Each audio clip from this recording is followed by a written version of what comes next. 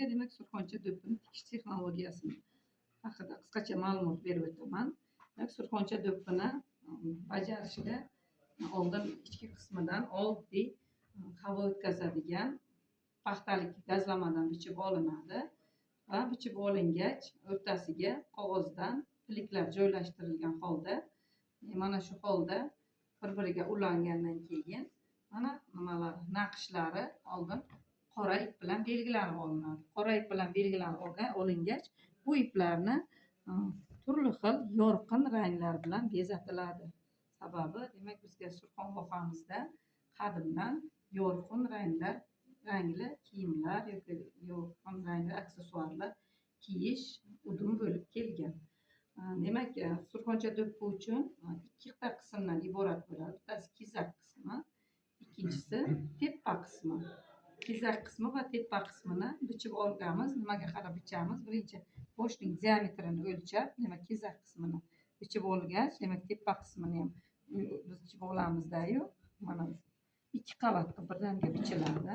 Ikki qavatga bichib olingach, chizg'ich bilan buni teng o'rtasi belgilab olinadi. Teng o'rtasi teng o'rtasini bo'lib olamiz. Bichib olinganimizdan keyin teng o'rtasi aniqlab olamiz. Bichib olingan. Ruchka yoki qalamda belgilab olsak bo'ladi. Belgilab oldik o'rtasini. O'rtasini belgilab olgach, buni biz to'rtga bo'lamiz. To'rtga ikkinchi qism, keyin teng yarmidan to'rtga bo'lamiz.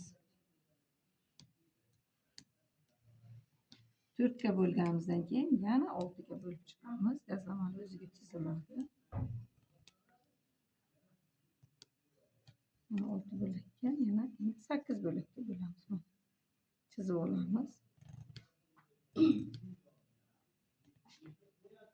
Chizib olingach, demak xuddi mana bunday 2 sm mana shu naqshlarni keltirishimiz uchun 2 sm markazdan chiziqlarni belgilab olamiz. 2 sm markazdan chiziqlar belgilab olamiz.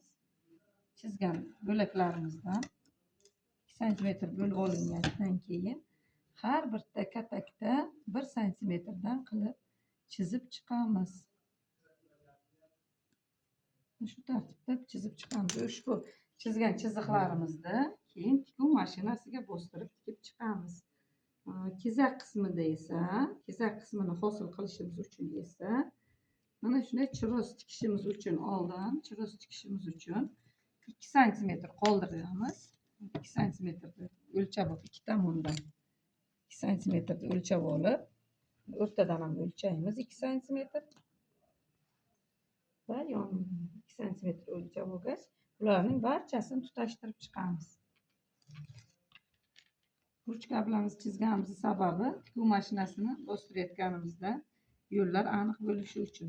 Demak, 2 sm bo'lib olganimizdan keyin qolgan qismlarni demak 1 sm-dan bo'lib, o'rtadan 1 sm bo'lib, yonboshdan 1 sm bo'lib, barchasini tutashtirib chiqamiz. Demak, tutashtirib chiqqanimizdan keyin mana bu yerga tayyor holatini demak aniq bo'lishi uchun tepa qismi mana shunday holatga chiziladi. Xuddi shunday holatda demak tikuv mashinasida yurib chiqiladi. Mana shu chiziqlar orqali yurib chiqiladi ekan.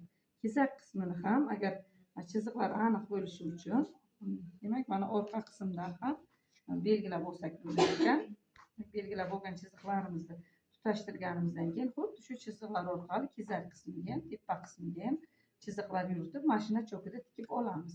Mashina chokida tikib olganimizdan so'ng demak biz piliklar keyingi mashg'ulotimizda piliklar tayyorlashni o'rganamiz. Har bitta o'sha 1 sm-lik tayyorlab olingan chiziqlarimizda, choklarimizda har bitta 1 sm-ga har bittasiga biz o'sha pilik joylashtirib chiqamiz.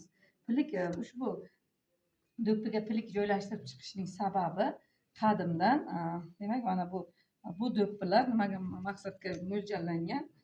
Yozda salqin tutishi uchun, qishda issiq tutishi uchun. Mana shu o'rtasiga joylashtirilgan piliklar esa mana shu vakuum hosil qilib issiqni yoki salqinni hosil qilar ekan. Qadimda esa shu qog'oz piliklarning joyiga qo'y junlaridan va paxtalardan ham foydalanilgan ekan. Endi bu qadimda bobolarimiz sallan tagidan kiygan, hozir esa yoshlarimiz ham turli xil bayramlarda kiyayapti. O'g'il bola, qiz bolalar bir xil tikyapti. Uning yonboshiga mana shunday, demak, o'g'il bolalar uchun kichkinaroq po'pak, o'zimizni surxoncha nimada tayyorlangan po'pak joylashtirilar ekan. Qiz bolalar uchun esa uzunroq po'paklar tayyorlanib kiyilib kelmoqda.